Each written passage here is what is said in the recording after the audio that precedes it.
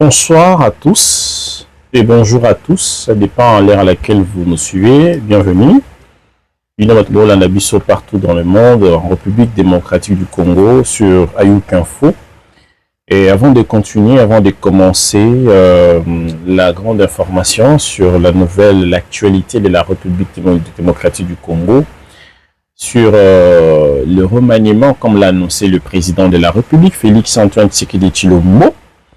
Abonnez-vous, partagez, ne suivez pas seulement, mais abonnez-vous également pour être tous à l'occasion, toujours et encore continuer de faire du bon boulot et du travail pour vous, nos chers internautes, pour ne pas dire fidèles téléspectateurs et téléspectatrices.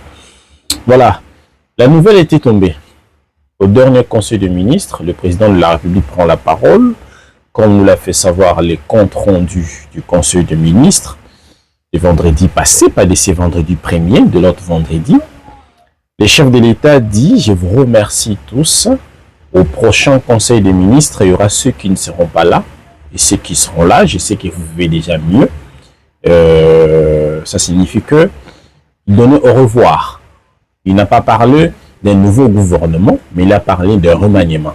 D'office, on voit déjà un Souminoadé, la première ministre Judith Suminwa, qui va être encore comme la chef d'exécutif première ministre pour la deuxième fois. Souminoadé qui est attendu. La nouvelle devait tomber au plus tard, c'est jeudi 31 juillet. Malheureusement, pour des raisons discrétionnelles du chef de l'État, l'information n'est pas tombée jusqu'à présent. On ne sait pas qui sera dans le nouveau gouvernement. Mais c'est ce grand sujet important qui nous amène vers vous pour discuter, analyser, approfondir, réfléchir ensemble avec vous, fidèles chers internautes, pour vous faire savoir que la République démocratique du Congo, déjà, l'intention du président de la République est de diminuer les gouvernements, contrairement au gouvernement sortant qui était éléphantesque. Il faut normalement réduire ce gouvernement, faire de telle en sorte que le gouvernement devient, qu'on diminue, certaines personnes ne fassent pas partie de ces gouvernements, d'autres ministères qui ont été découpés, divisés, de partie que ces ministères-là ne soient pas divisés, qu'on puisse réunir ces ministères qui sont les mêmes ministères qui parlent presque la même chose, mais par raison de donner du pouvoir à certains, de donner du pain et de donner à boire à l'autre, à un beau-frère et à un frère, à un ami et tout consort, tout cela a été découpé. Mais cette fois-ci pour des raisons nationales. Je crois et je suis sûr, le président de la République l'a dit, pas de mots clairs, mais ici, cette fois-ci, il n'y a pas question de complaisance. S'il y a eu complaisance au gouvernement Ilunkamba, s'il y a eu complaisance au gouvernement Samalou Kondé, s'il y a eu complaisance au gouvernement Souminoa 1, il n'y aura pas complaisance cette fois-ci. Donc, il est question de faire de telle en sorte que ici, c'est la méritocratie. Pas question de quotas politiques, pas question de poids politique. C'est la République démocratique du Congo, appartient à tout le monde. Tout Congolais a le droit de mettre la main dans la pâte. Question de faire sortir sa matière grise pour faire réussir ce qu'on dit, faire évoluer la République démocratique du Congo dans tous les secteurs, de la justice, de l'éducation, de l'enseignement et dans tous les secteurs. Voilà. En ce moment, sachez-le que beaucoup de ministres ne savent pas s'ils vont revenir. D'autres ont été ministres depuis plusieurs années, ils sont toujours ministres. Ils ont fait de leur famille, en commençant par le premier enfant jusqu'au dernier, conseiller, député, ministre. C'est comme si la famille appartenait, le Congo appartenait à une certaine famille. Non, cette histoire doit tomber. Plus question de la complaisance. Mais ce qui choque, c'est quoi? Beaucoup de gens ont besoin de devenir encore de ministres, que ce qu'on appelle encore excellence, rempli de garde du corps, en ce moment avec des campagnes sur la toile, toutes ces campagnes sorties de l'argent donné aux journalistes pour faire des campagnes pour eux, c'est bien, mais parce que vous enrichissez les journalistes. Nous, journalistes, lorsque vous nous amenez l'argent pour parler pour vous, je sais que je fais ma part, vous avez fait votre part de me donner ce qu'on appelle mon cachet, et moi, je fais mon travail. Les résultats que vous aurez, positifs ou négatifs, là, ça ne concerne pas les journalistes, parce que vous n'avez pas réfléchi à servir la nation, mais vous réfléchissez lorsque on vous demande, peut-être vous croyez que vous le savez de vous-même, que vous avez été incompétent comme ministre dans votre secteur, et les chefs de l'État, comme garant des bonnes institutions de la République démocratique du Congo, commandant suprême, va décider par son pouvoir discrétionnel de faire partie X et de laisser Y par rapport à la compétence et non aux complaisances. On s'est fait comprendre jusque-là. Et le comble, lorsque vous vous donnez la peine d'aller chercher des féticheurs, je vais le dire en lingala, Monsieur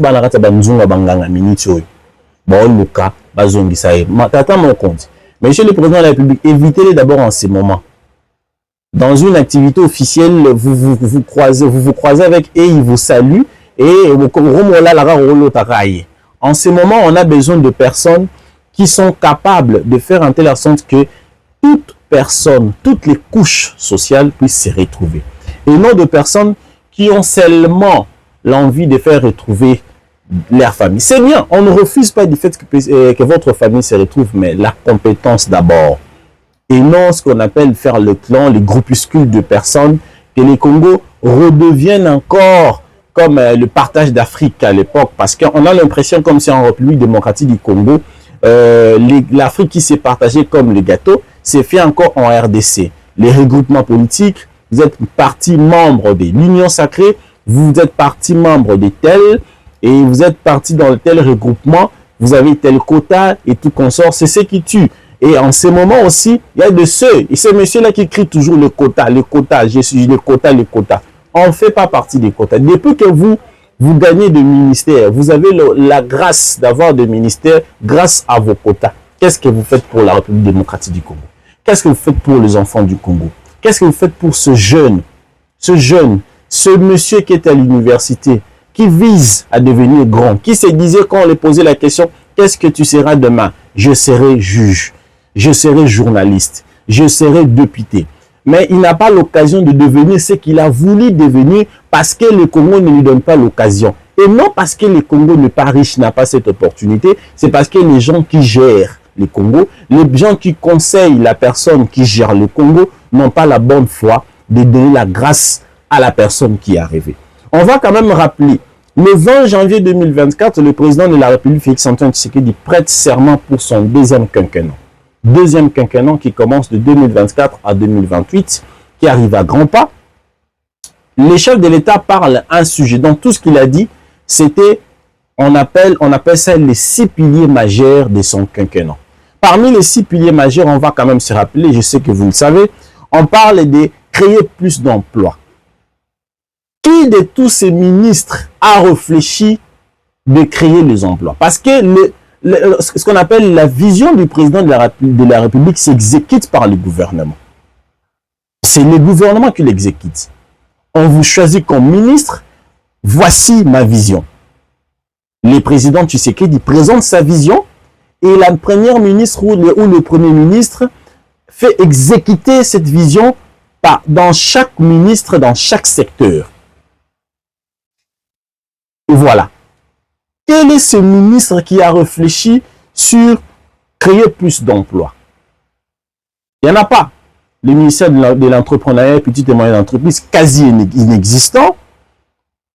Au lieu de donner le moyen au petit peuple, on va les donner à l'entreprise Pepsi qui a déjà beaucoup d'argent, alors que le petit peuple et les petits entrepreneurs ont besoin de financement.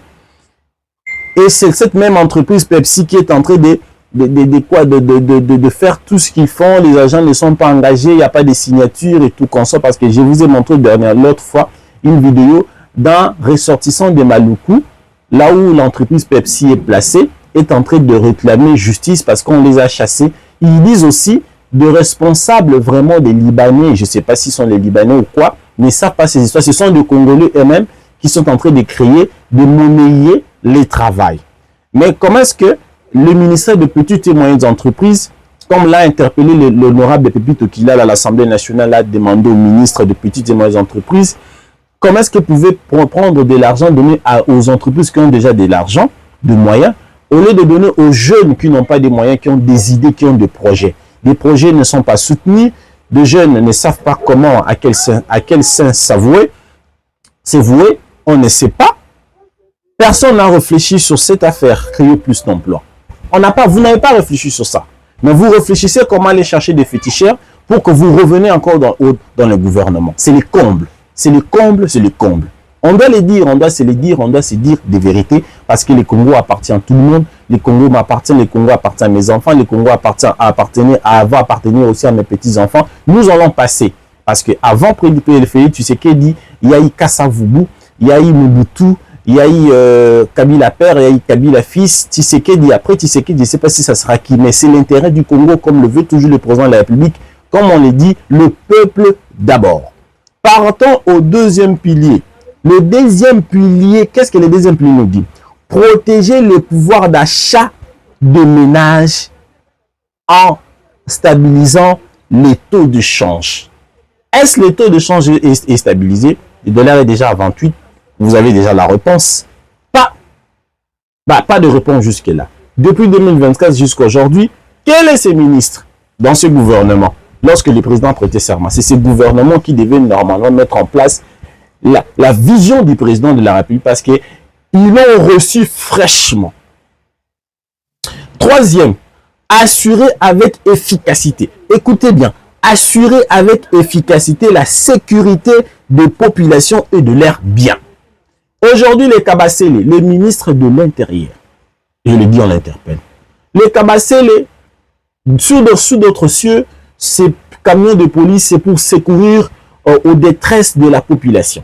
Mais nous avons l'impression que lorsque vous croisez Kabasele, infraction ou pas infraction, on doit d'abord vous coller 100 000 francs d'amende et on vous amène je ne sais pas d'où. C'est ça le problème. Aujourd'hui, les Congolais, ils veulent mieux se croiser avec des Koulouna parce que peut-être c'est un petit des quartiers qui connaît le vieux, il va quand même ce qu'on dit à Lingala, il va temporiser. Mais si vous vous croisez avec un policier, mais c'est le comble, on va d'abord vous piller tout ce que vous avez dans votre poche. Même si vous avez une carte de lecteur et il demande une carte de lecteur, vous présentez votre carte de lecteur. Le reste, ce n'est pas le problème. On vous pille d'abord tout ce que vous avez dans votre poche au lieu de vous protéger, alors qu'on dit assurer efficacement la sécurité de la population et de leurs biens. Quatrième pilier. Poursuivre la diversification de l'économie. Cette diversification de l'économie, on se pose des questions. L'économie congolaise, les paniers de la ménagère. Où en sommes-nous avec ce panier de la ménagère? On part au cinquième et avant-dernier pilier. Garantir plus d'accès aux services sociaux de base. Est-ce qu'il garantit aux services sociaux de base? Aujourd'hui, le peuple congolais, un Congolais se nourrit $1 par jour. Est-ce qu'on peut vivre avec $1 équivalent de 3 000 francs? Les gens ne vivent pas, les gens survivent. La vie est quasiment difficile, devient de plus en plus difficile et angoissante. Mais sous la barbe du gouvernement, sous la barbe d'un ministre qu'on a donné ce secteur, sous la barbe de ce ministre qui devait réaliser ces 5e piliers du chef de l'État, mais il ne l'a pas fait suite à l'incompétence. En ce moment, il est en train de vouloir qu'il redevienne ministre. Il doit tout faire, même aller voir des féticheurs. 6e et dernier pilier, renforcer l'efficacité des services publics. On renforce l'efficacité des services publics. Aujourd'hui, regardez dans les services publics, les mafias partout. C'est partout. Usage de faux. Partout. Comment est-ce qu'on peut arriver dans un service public, il y a des gens qui sont là dehors, dès que vous arrivez, on vous reçoit, surtout dans les maisons communales. Papa Yaka, et ce sont peut-être des escrocs. hein, en connivence avec certaines personnes qui travaillent dedans, ils vont se départager le maigre moyen des peuples congolais qui souffrent, qui ont du mal peut-être à recevoir leur salaire, qui les salaires ne suffisent même pas, ils sont en train de réfléchir en ce moment. Nous sommes aujourd'hui nous sommes le 1er août. Déjà le premier jour du mois de septembre, c'est la rentrée. Ils sont en train de réfléchir comment on va acheter les habits, comment est-ce qu'on va assurer la rentrée scolaire des enfants et comment est-ce qu'on va donner les acomptes, parce que c'est pas tous les enfants qui étudient gratuitement. C'est pas tous les enfants qui étudient gratuitement, parce que ceux qui sont dans la gratuité, l'enseignement n'est pas de qualité. C'est pourquoi les parents doivent se battre pour payer quelque chose pour que son enfant ait l'enseignement, l'éducation de qualité dans une école. Il sait que les enseignants savent qu'ils sont redevables parce qu'ils sont payés par les parents. Et lorsque vous attendez tout ça, vous vous réfléchissez de vous-même, ministre. Quand vous faites des voyages ailleurs, vous allez ailleurs, vous ne voyez pas comment est-ce que les autres sont organisés. Mais vous voulez que vous redeveniez ministre. Depuis que vous étiez ministre, depuis le doute, Kassavoub, ministre. Jusqu'à aujourd'hui, vous voulez être ministre, mais vous êtes sûr, en vous-même, dans votre conscience, vous savez que vous ne faites absolument rien. C'est pourquoi il est très important que les Congolais ouvrent les yeux. Aux jeunes, qu'est-ce qu'on va dire, les derniers messages aux jeunes? Pendant qu'ils sont en train de chercher à revenir au pouvoir, ils font des campagnes mal placées dans des réseaux pour se faire connaître davantage auprès du chef de l'État, parce que c'est lui le décideur. Vous êtes là. Vous n'avez pas du boulot, vous n'avez pas de travail, vous n'avez rien, vous réfléchissez. Peut-être vous êtes licencié, peut-être vous n'êtes pas paresseux, mais vous avez votre diplôme, vous êtes intelligent, vous êtes compétent. On ne sait pas vous placer quelque part, on ne sait pas vous recruter. Même lorsqu'on lance les recrutements, vous postulez, on ne vous appelle jamais. On ne vous appelle jamais. Et non parce que vous êtes incompétent, et c'est parce que ce sont juste des mascarades, de faire croire au service public qu'ils ont respecté la procédure, mais ils ont déjà des gens. C'est ça. Ne vous laissez pas manipuler par des politiques qui vont nous donner 5 000, 10 000 pour aller marcher, pour aller demander ceci, faire des déclarations, faire ceci. Non. Réfléchissez d'abord pour votre avenir. Vous avez 25 ans aujourd'hui, demain ça sera 26, après demain ça sera 27, 30, 40, 50, 60. Qu'avez-vous fait de votre jeunesse? Qu'est-ce que la République vous donne? Vous donnez autant pour ces hommes politiques. Vous donnez autant pour eux derrière et parlez d'eux. Vous battre même pour eux. Mais vous ne recevez presque rien. On vous appelle des militants. Vous militez pour leur bien et non pour votre propre bien. C'est pourquoi il est très important aux jeunes de s'élever. C'était une réflexion que nous avons faite ensemble. Commentez, partagez, également découpez aussi des morceaux que vous voulez découper là où les mots vous a touché. Abonnez-vous également. On reviendra aussi sur d'autres sujets. On a beaucoup de sujets d'actualité, des procès Kabila aussi dont les avocats auront reçu plus de 2 millions de dollars. Il y a eu éclaircissement par rapport à ça. Et le procès Moutamba qui demande la comparution de plusieurs personnes, dont la première ministre à la tête. Donc ce sont des sujets auxquels nous allons vous parler. Le procès Kabila va s'ouvrir encore la 3e audience qui est les 7 du mois d'août. Et Moutamba, la 4e audience, ça sera ce lundi 4 août. Je pense qu'on va se retrouver au prochain numéro, à la prochaine, pour réfléchir, pour parler aussi de la République démocratique du Congo, pas avec beaucoup de pas avec des sentiments de complaisance, mais avec pour savoir c'est quoi l'intérêt de la République, c'est quoi l'intérêt de tous les Congolais, comment est-ce qu'on va tous se retrouver. Bye bye, on se retrouve prochainement. N'oubliez surtout pas de vous abonner.